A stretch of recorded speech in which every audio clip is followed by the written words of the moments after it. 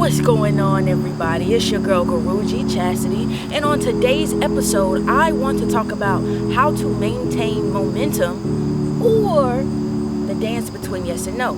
Now, this comes from a yogic thought, Baron Baptiste. Okay, Baron Baptiste created this idea, the dance between yes and no.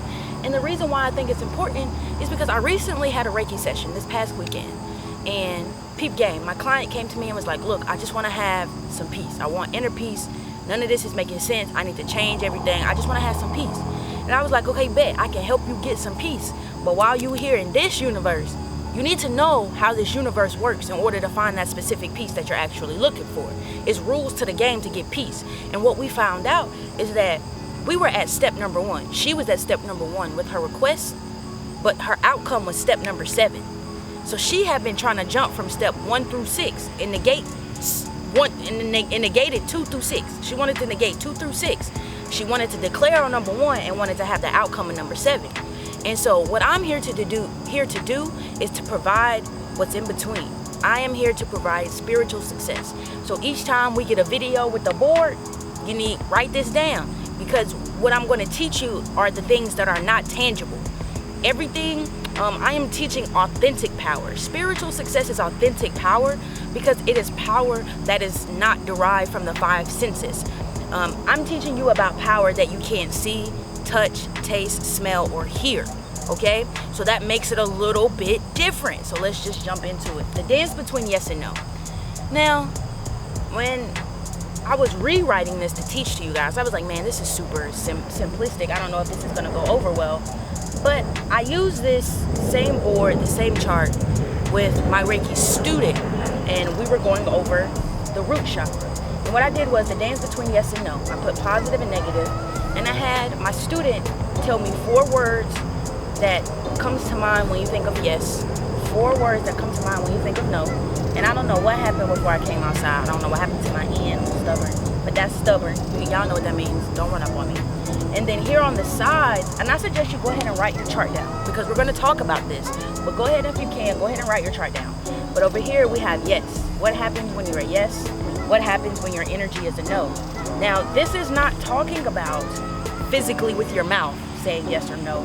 We're talking about interpersonally. What is your energy saying? For the universe, the first law of the Hermetic principles that we've gone over is that the universe is all. The universe is all. The mind is all. The universe is all. Now, in order for that to be, what we would kind of, need to understand is, well, if that is all, what happens if I'm not in that expression of the all? What happens? And this is what I want to talk about. When you're not in the expression of the all, which is a constant, ever flowing, what happens to your life and your ability to change your reality? So let's just jump right into it. So when we think about yes and we think about positive energy, let's go over the 4 areas here. The first one is possibility. That sounds about right. When I open myself up to the first law of the universe, which is the mind is all, I open myself up to possibility. Now, if I want to, next step, I want to see how that manifests in me. How does the mind of the all manifest in me as my root chakra? And that's to discover, I am. The only way to know what I am is to discover what I am not. You see. Next we have expansion. Oh, this one, for sure. You know, possibility and expansion go hand in hand. The universe declared I am, which meant it knew everything in order for it to feel. And feeling is that it wanted to expand. So these are all the ways we're learning how the universe created itself, how it created the universe, an expression. You see, I am is an expression, okay? We're in the mode of expression. So when we are a yes, when we have the energy of yes for life, we find ourselves to see more possibilities. We are not dictated by what we see with our eyes, okay? We're not dictated by that realm of change. And then we get curious about everything. We look not to define, but to be surprised. And that's what it means to discover. You know, it's okay to know what you know, but being a yes means I'm ready to discover what I don't know, and that I'm open to discover what I don't know. And then we have expand. Ooh, The opposite of expand is contract, you see? So we automatically know in this state of yes, I am looking to expand. What do I want to do to expand? How do I expand? What is expansion? And then lastly, we have expression. What this is. What I'm doing, this is expression. This is the flow. We're watching right now the flow of yes. The flow and the energy of yes, because I am open and I'm receptive, and I have the ability to express that openness and that receptivity, and that's what we're doing. All right, so this was very easy. Here we go. So this is what I was saying. I wasn't too sure if this video was going to be too simple compared to, a little bit of the other complex videos, but I mean, like I was talking to my Reiki student, if we're looking at step 1 through 7, it's okay for step 2 to reiterate some of the things that we found out on step 1. And that's exactly what's going on here. So look, we have no. So this one might be a little easier than the yes, but let's look at it. If I'm in a state of no, that means I'm resistant. Well, how does that play out when we think about the first universal law of the universe? And that is that the all is mind, that the universe is mental. Well, if I resist that the universe is mental, I'm not going to change anything. That means I'm not saying no verbally, but I'm saying no energetically, because I'm resisting the main fact of the universe, that my own thoughts precipitate what I see out here, and I can't change what's out here because I'm resisting the idea that I've created it in the first place. You see? Next, we have close. When we think about expansion, we think about contraction or closeness. Now, we might have the perception that, I'm not in a state of no. I'm not verbally saying no, so possibly my energy couldn't be saying no. But what happens when, let's say we set a new goal and we say, I'm tired of procrastinating, right? Well, we're tired of procrastinating, which means I have to be open to discover what's new. But if I have a closed mind, right? If I have a closed mind, I'm going to say the thing that I'm looking to discover is actually going to close me off from what I'm trying to get. So, for example, procrastination. I can say I need to work on a paper, right? I need to work on this paper, which I actually do write papers. So let's say I have to work on a paper, and I say, you know what, man, I need to work on this paper, but let me take a walk real quick. I'm going to take a walk outside real quick. A closed mind would be like, bro, you don't need to take a walk. Let's get to work right now. Let's get to work. But then I say, okay, well, I ain't gonna go outside for a walk. Let me just roll up real quick, and then I'm gonna do that. Well, my body knew it just tricked me. I closed my mind to doing something different, which was going outside, and opened my mind up to what I already knew that I knew how to do, which was smoke. And I know for me, if I have a task and my own mind convinces me to smoke, we not doing that task, bro. We not. I'm finna find something else to do, because by the time I relax into my body and that smoke get in there, I'm looking at videos, I'm lollygagging, I'm procrastinating at its finest. So closed up, everything within the no realm it's very deceiving. It's a shapeshifter. The energy shapeshifts, and you can't pinpoint it. Okay, and next we have rigid. Okay, expansion to rigidity. Okay, and that's very, very, very simple. It's the idea. Rigidity is also control. We find that, or I find that, especially working with some of my Reiki students, or Reiki clients in general, people be like, I want change, right? Okay, look, again, for procrastination, I want to change my procrastinating habits, right? This is rigidity. I'm by myself. I want to work on a paper, and I don't work on the paper. For whatever reason, I don't work on the paper. After I decide not to work on the paper, I say, man, you know what? You always doing this, bro. Why can't you just get this together? Just write it down. Just write it. And you see, this is you see how my body is just going in this box. Anger is a box. Rigidity is a box. So as I get more and more rigid, my responses to my own self are more and more rigid. It doesn't give me space to express, because I'm already telling myself, you should have done da da da da da da da. But then what we have to see is that rigidity often plays out when we interact with ourselves, but rigidity does not play out when we interact with other people. Now, mind you, I asked a Reiki client, whatever the case may be, I said, look, we're going to use the same example.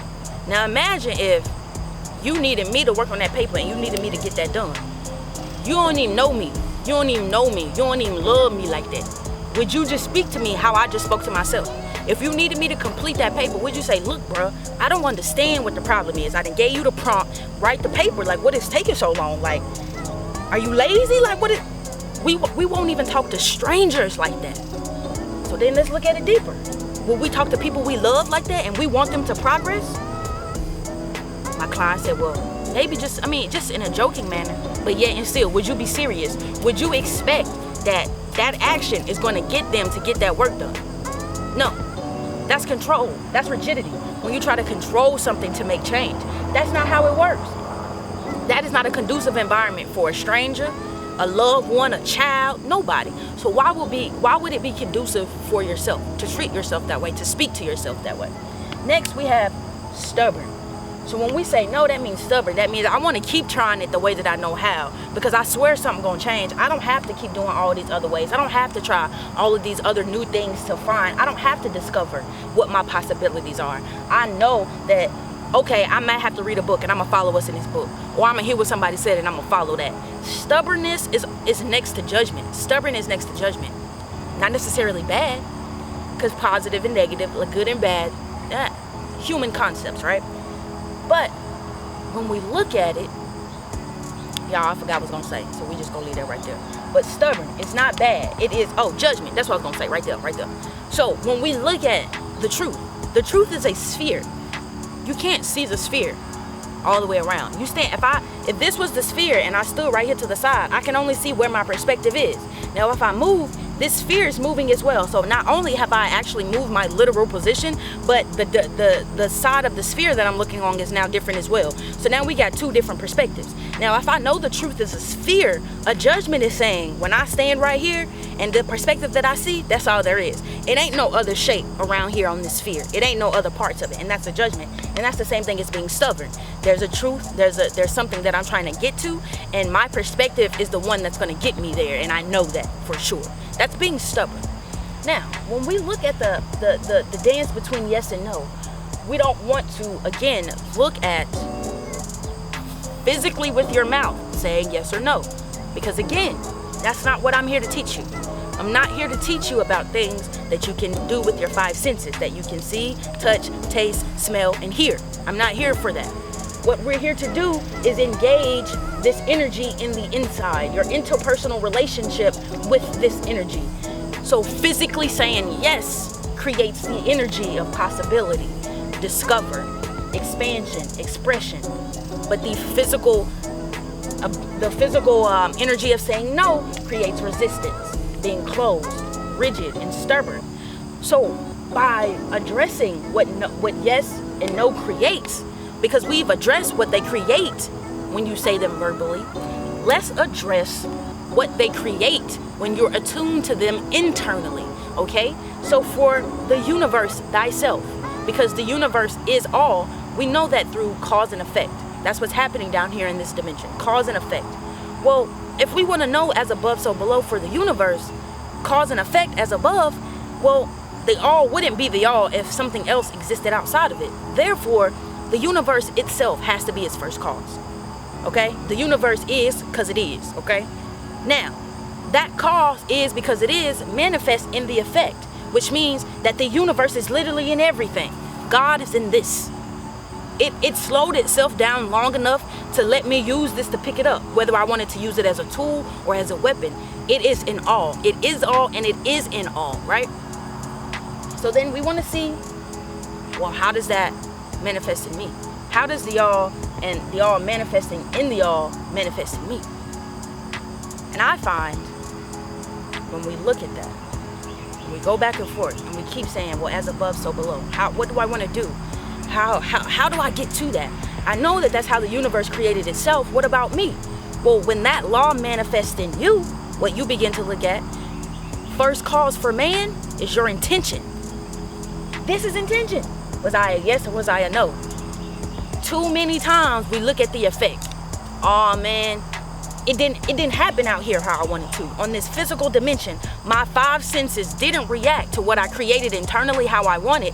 So then we just try to change everything out here and don't realize it was what you created in here that made this, okay? And that's how we view cause and effect within man. Your first cause for man is your intention. Was my intention a yes or was my intention a no? And then did that dictate my reality, okay?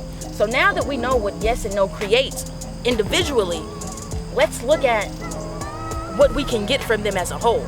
Now, if we maintain the energy internally of a yes, this is what we can hope to gain. We can hope to express. And this expression of possibility, discover, expansion, and expression will lead us to action, okay? And that new action will help us to create a new reality, okay? So anybody that's looking to change or looking to offer yourself something different, learn about the interpersonal, energetic relationship that you have with yes and with being open. And does that give you the opportunity to actually make a new reality? Now let's peep game. Let's say you're over here and you find yourself working with the interpersonal relationship of no. You come across a lot of resistance. Resistance is also frustration. That shit, if you find yourself frustrated a lot with yourself, with people, activities, you are in a state of no. Figure out why. What is causing you to be in a state of no? And so you have resistance, closed, rigid, and stubborn without the N. But over here in the state of no, it's the same vibe. You express that no. It still expresses itself as resistance, closed, rigidity, and stubbornness. But then that leads to inaction. You don't do anything because, let's think about this. This is a charge. This is a charge that'll get you somewhere. This is a charge that will stop you in your tracks. So believe me when I say, if you find yourself that you are in a no, and let's say you were ready to get something done, but you in a no, you're not going nowhere. Your feet are stuck in the sand. Your mind is stuck in the sand. You are not going anywhere. So yes, by all means, attempt to express resistance. But as soon as you express resistance, you're going to sit down on that couch. You're going to procrastinate. You're going to find another activity to do. All of that. Okay? And then that creates the same reality that you've been having, bro. And ain't nobody trying to do that at all. Okay? At all. So look, now that we've looked at, we are not worried about the senses. Anytime you worry about the senses, that's when stuff gets like stupid almost.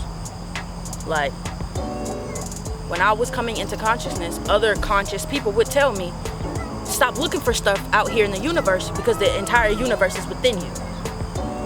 My dense self, still relating to my physicality, I'm like, how is grass in me?